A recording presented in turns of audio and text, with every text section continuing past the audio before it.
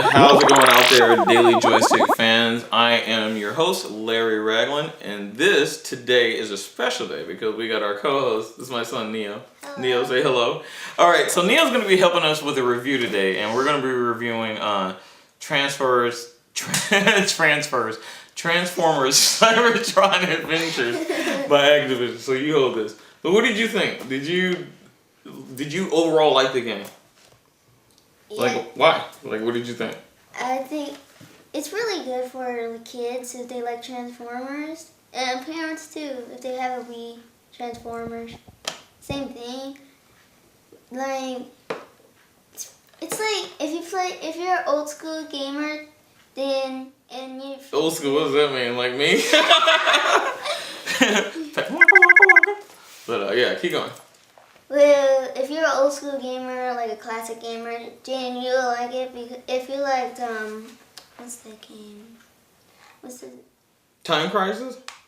It was zombies or something. Oh, I know what you mean. House of the Dead. Yes. Yeah, House of If the you Dead, but with Transformers. But yeah, it's kind of like House of the Dead, but Transformer version. So House of the Dead was robots.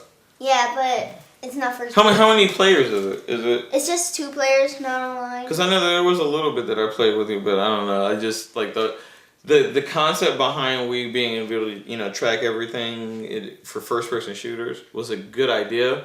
But other than what's that other FPS you had on Wii?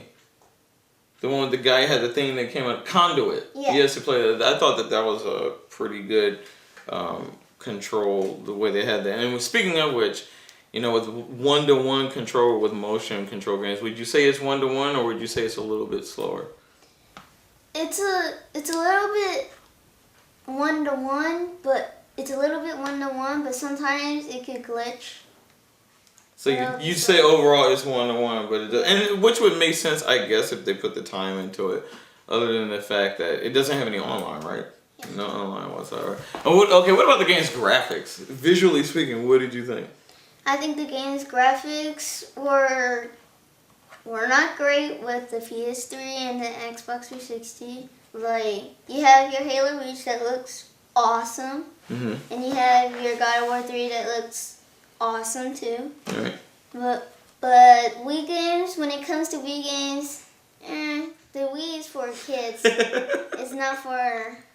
some games on the Wii... Yeah, because I better not, come home and find you playing my God of War 3. Yeah. Like, hey, what's up, man? No, that wouldn't work too well. But it looks good as a game. You say it looks good? It's kind of like if you read the classic Transformer cartoon. Comic books or Yes. something? Yeah. It's like that. Like what? Not the art style. The art style, it's kind of like old school. But with that new school Yeah. twang to it, so to speak. Okay. Well, what about like sound effects and music? Do you think they do a good job with that?